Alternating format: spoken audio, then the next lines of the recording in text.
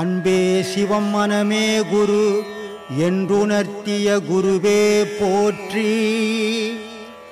சத்தும் சித்தும் எதுவென்று உணர்த்திய குருவே போற்றி.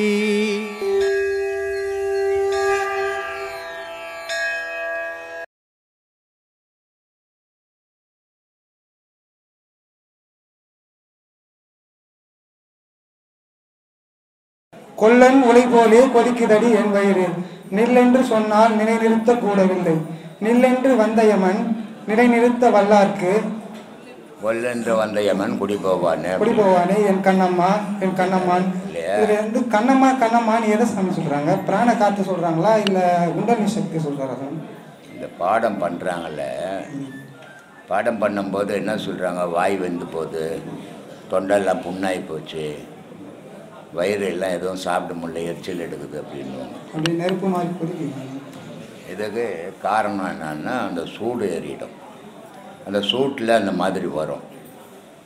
அந்த சூட்டில் வர்றதை அது அப்படியே நிலச்சி நிற்கிறது இல்லை. ஏன்னா இவங்க இதை இந்த மாதிரி வந்த உடனே பயந்து போய் மோர் குடிக்கிறது, கீரை சாப்பிட்றது, ஜூஸ் சாப்பிட்றது, மாத்திரை போட்டுக்கிறது, இது மாதிரிலாம் போட்டு அந்த சூட்டை குறைச்சிடுவாங்க. குறைச்ச உடனே நார்மலாக எப்போ இருக்கிற மாதிரி இருப்பாங்க, ஒன்றும் மாற்றம் இருக்காது இருந்ததில்லை. அதை அவர் என்ன சொல்கிறாருன்னா, இவ்வளோ நான் கொல்ல மாதிரி கொதிக்க வைக்கிறேன் என் வயிற்ற, ஆனால் அது நிலையாக நிற்க மாட்டேங்குது, அப்பப்போ தனிஞ்சு போகுது. அது நிலையாக நின்று எரிஞ்சதுன்னா யமன் என்னை தேடி வரமாட்டானே, இது அணைஞ்சி போடுறதால யமன் இல்லை என்னை தேடின்னு வரான் அப்படின்னு சொல்கிறாரு. அதனால சொல்கிறார், கொல்லான் உலை போல் கொதிக்குதடி என் வயிறு, நல்லா கொதிக்க வைக்குது, ஆனால் அது நிற்கல, தனிஞ்சு போகுது அப்படின்றார். அதனால் அந்த பாடலில் சொல்கிறாரு, அது மாதிரி நிற்கணும், அது நின்னா யம பயமே இல்லை அப்படின்றாரு. அந்த கண்ணம்மான்றது எதை சாமி குறிப்பிடுறாங்க? எப்போ அதை ஃபுல்லாகவே பாடல் ஃபுல்லாகவே கண்ணம்மா கண்ணம்மான்றாரு. பாடம் பண்ணதானே எவன் பாடம் பண்ணுறவங்கிறான். இங்கேருந்து உபதேசம் வாங்கின்னு போனான்னா வீட்டுக்கு போனவொன்னே அரை மணி நேரம் பண்ண மாட்டேன்றான். அதனால் அவனுக்கு எங்கேருந்து அது வரும்? ஞானி, அவர் ஞானிங்க, இவர் ஞானிங்கன்னு சொல்கிறோம். எப்படி அவர் ஞானியானார், எவ்வளோ சிரமப்பட்டார், அவர் எவ்வளோ இழந்திருப்பாருன்னு அதை மட்டும் நம்ம யோசிக்கிறதே கிடையாது. அவருக்கு ஞானி ஆனாருன்னு சொன்னால் அவர் வாழ்நாள் ஃபுல்லாக பணம் சேர்க்கறதில்ல, வீட்டு சொந்த பந்தத்தை பார்க்கறதில்ல, எதையும் பார்க்காம அவர் கடவுளே கதின்னு அந்த இதில் இருக்கும்போது அவர் மகான் ஆனார். நம்ம இங்கேருந்து போன உடனே வீட்டுக்கு போனோடனே பொண்டாட்டி எதிர வந்து நின்று உடனே எல்லாத்தையும் மறந்து போயிடுறோம். எங்கள் குரு சொன்னது, பாடம் பண்ணது எல்லாமே போயிடுது. அப்புறம் எங்கேருந்து நம்ம ஞானி ஆகிறது? கொல்லாம் ஓலை மாதிரி கொதிக்குது. வாழைப்பழம் துண்ணா வாய் நோவு தான், அதனால் தாழைப்பழம் துண்ணு சாவு வருதான். வாழைப்பழம் துண்ணா வாய் நோவு தான், அவன் எவ்வளோ பெரிய பைத்தியக்காரனாக இருப்பான். வாழைப்பழம்னா என்னது? அதாவது உங்கள் கழுகனி சித்தர் தான் சொல்கிறாரு, வாழைப்பழம் தின்றால் வாய் நோக்கும் என்று சொல்லி தாழை பழம் தின்று சாவு எனக்கு வந்தது அப்படின்றது. அப்போ ஏன் நீ தாழைப்பழம் சாப்பிட்ற, சாவு வருதுன்னு தெரிஞ்சிருந்து அப்படின்னாக்கா இவனுக்கு வாய் நோவுது, அதனால் அதை சாப்பிட்றன்றது. தாழைப்பழம் வாழைப்பழம்ன்றது யோகம், இப்போ நம்ம சொல்லி கொடுக்குறது. தாழைப்பழம்ன்றது பக்தி. நோவாத போகிறான், ஒரு மாற்றமும் இல்லை உடம்புல. இது அப்படி இல்லையா, வாய் வந்த போது கண் வந்த போது இது மாதிரி எல்லாம் வருது, அதனால் இது நோவுது எனக்கு அப்படின்ட்டு விட்டுடுறான். அதனால் சாவு வருதுன்றான். அதனால் நம்ம இங்கே என்ன சொல்லி கொடுக்குறோமோ அதை கண்டினியூவாக வீட்டில் ஒரு 2 மணி நேரமாவது நீ சாப்பிட்லையோ வேலைக்கு போகலையோ 2 மணி நேரமாவது அதை செய்யணும். உனக்காக செய், நீ யாருக்காகவும் செய்வானா. நீ செய்யறது எனக்காக இல்லை, உன் குடும்பத்துக்காக இல்லை, உனக்காக செய்யணுங்கிற அதை செய்ய மாட்டேன்றீங்களே, அப்புறம் என்ன பண்ணுறது? அதனால் வருத்தப்பட்டு சொல்கிறாங்க. அந்த மாதிரிலாம் சொல்கிறாரு. முத்து முகமடியோ முற்றந்தி வீதியிலே 10ஆம் எதிர்பரப்பி பஞ்சனையின் மேல் நிறுத்தி அத்தை அடக்கு நிலை யாருமில்லா வேலையிலே குத்து விளக்கேற்றி என் கண்ணம்மா கோலமிட்டு பாருன்றாரு. எங்கே பார்க்கறது? அங்கே பார்க்க முடியலையே. பொண்டாட்டிக்கு பட்டுப்பாடி வெள்ளை எடுத்துன்னு வந்து கட்டிட்டு பார்த்துன்னுக்குறோம். இந்த மாதிரி நம்ம மனநிலையை மாற்றினால தான் ஞானத்தில் போக முடியும். நம்ம மனநிலை மாறாமல் ஞானத்தில் போக முடியாது யாராலையும். ஆனால் எனக்கு ரொம்ப கோபம் மட்டும் வருது, அது மட்டும் எப்படி அடக்குறது? அது உங்களையே நீங்கள் யோசிச்சிங்கன்னா அந்த கோபம் குறையும். தேவையற்று சில பேர் அது தாய் தப்புங்கிட்டேருந்து வந்தது. அது அது உங்ககிட்ட இருந்து மட்டும் வந்ததில்லை. ஒருத்தர் கோபம் வர்றது வந்து தாங்கிட்ட இருந்து மட்டும் வரல. அது தாய் தகப்பனுடைய விந்துலேருந்தே வந்துடும். அது இவங்க எவ்வளோ தான் அதை அடக்கினா கூட அடக்க முடியாத சில நேரத்தில் இந்த கோபங்கள் வரும். அதனால் அதை நீங்களே சிந்திக்கணும். சிந்தித்து நம்ம எதுக்கு வீணான கோவப்படுறோம் அடுத்தவங்க மேலே, இந்த கோவப்படுறதால நமக்கு என்ன நன்மை, அடுத்தவங்கக்கிட்ட பகை தானே உருவாகும் அப்படின்றத நீங்கள் யோசித்துங்கன்னா அந்த கோபம் நின்றுடும். உங்களையே யோசிங்க. ஒரு நிமிஷம் கண்ணை மூடிக்கின்னு அப்படியே பொறுமையத்தையே பார்க்குறங்க, கோபம் குறைஞ்சிடும். சில கெட்ட எண்ணங்கள்லாம் வருது. ஏமா சில கெட்ட எண்ணம் அதான் அது உடல் ரீதியாக வரும். அதுதான் தாய் தகப்பங்கிட்டேருந்து வந்தது அது. அதனால் அந்த மாதிரி இருக்கும். அதை பாடம் பண்ணி குறைச்சிக்கணும். அது போக போக குறையும், கொஞ்சம் கொஞ்சமாக குறையும். உடம்பு ஒடுங்க குறையும். உடம்புல பலம் இருந்ததுன்னா இந்த மாதிரி கோபமும் அந்த எண்ணங்களும் வரும். இப்போ பார்த்தோன்னா நம்ம ஐயாவுக்கு பார்த்தோன்னா நித்யானந்த சாமின்னு ஒரு பேர் இருக்குது. நித்யானந்த சாமின்னு சொல்லி அவங்க அப்பா அம்மா வச்ச பேர் நித்யானந்தம். அப்புறம் அவங்க குரு வச்ச பேர் வந்து பிரம்மஸ்ரீ நித்யானந்தம். ஆனால் ஒரு சராசரி மனுஷனுக்கு பார்த்தோன்னா அப்பான்னு கூப்பிட்றாங்க, பேர் விட்டு இப்போ செல்வன்னு கூப்பிடுவாங்க, அப்புறம் பேர் விட்டு கூப்பிடுவாங்க, இறந்துட்டா சவன்னு சொல்லுவாங்க. ஆனால் இறைவன் வச்ச பேர் வந்து சத்குரு நித்யானந்தம். எதுக்காக வச்சாங்க, ஏன் வச்சாங்க, எதுக்காக வச்சாங்க?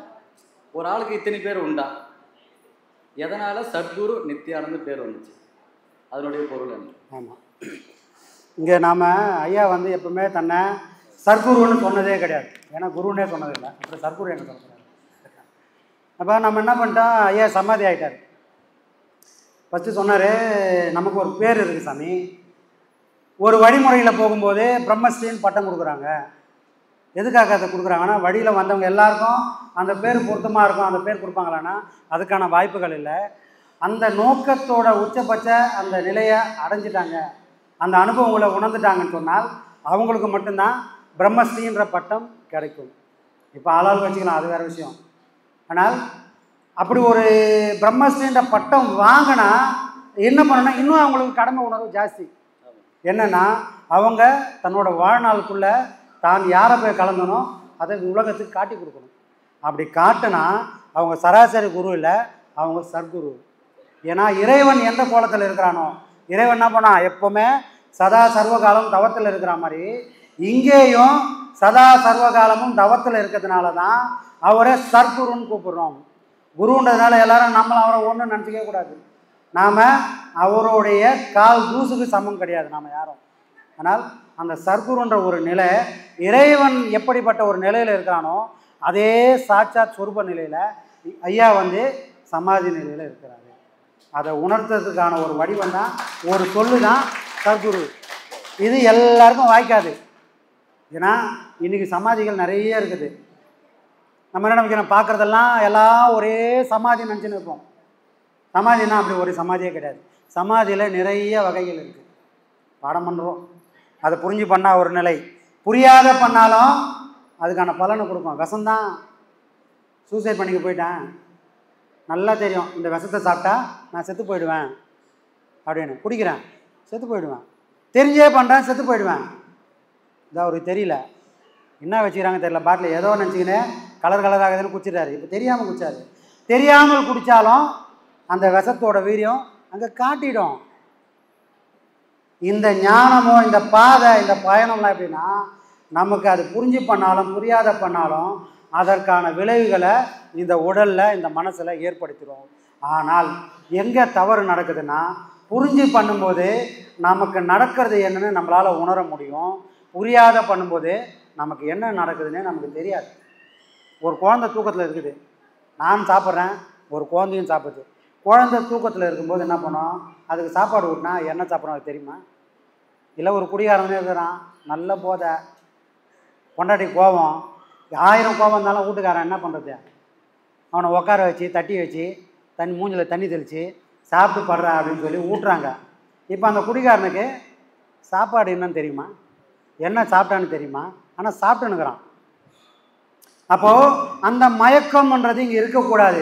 தான் என்ன செய்கிறேன், அந்த செயல் மூலமா நமக்கு என்ன விளைவுகள் வருது, அந்த விளைவுகள் எனக்கு என்னெல்லாம் நடக்குதுன்றதை நான் உணரணும். அப்போது இங்கே ஐயாவுடைய நிலை என்ன நிலைன்னு சொன்னால், சமாதின்றது வேறு வேறு நிலையில் இருக்குது. தான் உணராமல் தன் கோலம் என்னதே தனக்கு தெரியாமல் ஒரு சமாதி ஏற்படும். அந்த சமாதியால் மற்றவங்களுக்கு எந்த பலனும் நடக்காது. ஆனால் ஐயா வந்து இதை ஏற்கனவே வெளிப்படுத்தியிருக்காரு. இது சமாதி யோகம். யோகம்னா அங்கே சதா சர்வகாலமும் செயலானது நடந்துக்கினே இருக்கும். நடந்துக்கினே இருக்குதுன்னா அதை ஒருத்தர் செஞ்சுக்கினே இருப்பார். செஞ்சுக்கினே இருக்கிறவர் அதை அனுபவிச்சுனே இருக்கிறாரு. அனுபவிச்சுனே இருக்கிறவர் வரவங்க எல்லாருக்கும் வாரி வாரி வணங்கிட்டே இருக்காரு. அப்போது இது சமாதி யோகம். யோகம்னா என்ன அர்த்தம்? சமாதி நிலை தான். தன்னை மறந்த நிலையில் தன்னை உணர்ந்த நிலையில் அங்கே உட்காந்துட்டு இருக்காரு. சமாதியில் பல சமாதிகள் நம்ம பார்க்கலாம். ஆனால் நம்ம குருநாதருக்கு என்ன நடந்தது, அவர் எந்த கோலத்தில் இருக்காருன்ற அந்த உணர்வு, அந்த தெளிவு இந்த சீடர்கள் கூட்டம் எல்லாரும் அதை தெரிஞ்சிருக்கணும். இதோ பார்க்குறதெல்லாம் ஒன்றும் நினச்சக்கூடாது.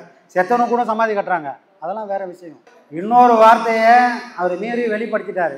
நான் இந்த உடல் இருக்கும்போதே இந்த உடலை விட்டு 1000 முறை வெளியே போனேன், பார்த்தேன், திரும்ப இந்த கூட்டுக்குள்ளே வந்தேன்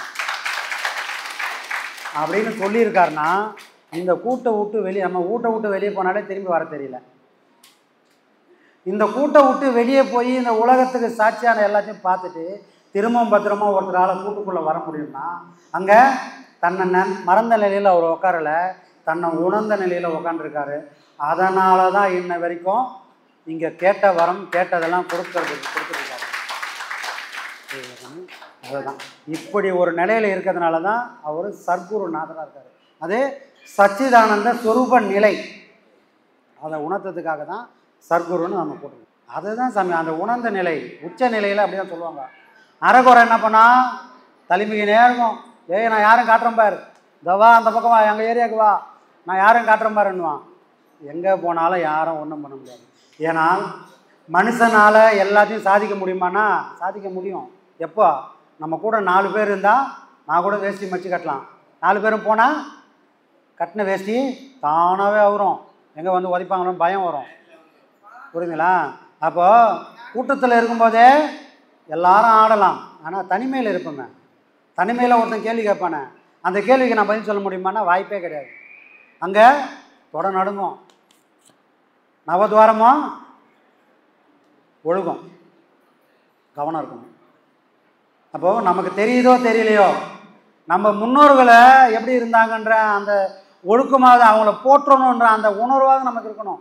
நாம் அடையிறோமோ இல்லையோ, ஆனால் நமக்கு முன்னோர்கள் யாரும் சாதாரணவங்க இல்லைன்ற அந்த அறிவாவது நமக்கு இருந்தால் இறைவன் பாவம் பார்த்து கருணை வச்சு காப்பாற்றி கரை சேர்ப்பான். ஆனால் முன்னோர்களை தூக்கணும்னா என்ன ஆகும்? காப்பாற்ற கரை சேர்க்க ஆள் இல்லாமல் நடுக்கடலில் தவிக்க வேண்டியதான் சார். ஆனந்தாயம் ஆனந்தா பிரம்மஸ்ரீ நித்யானந்தா. ஆனந்தாயம் ஆனந்தா பிரம்மஸ்ரீ நித்யானந்தா. அருளைத்தா நின்னருளைத்தா, வளத்தைத்தா உடல் நலத்தைத்தா. அருளைத்தா நின்னருளைத்தா, வளத்தைத்தா உடல் நலத்தைத்தா. ஆனந்தாயம் ஆனந்தா பிரம்மஸ்ரீ நித்யானந்தா. ஆனந்தாயம் ஆனந்தா பிரம்மஸ்ரீ நித்யானந்தா.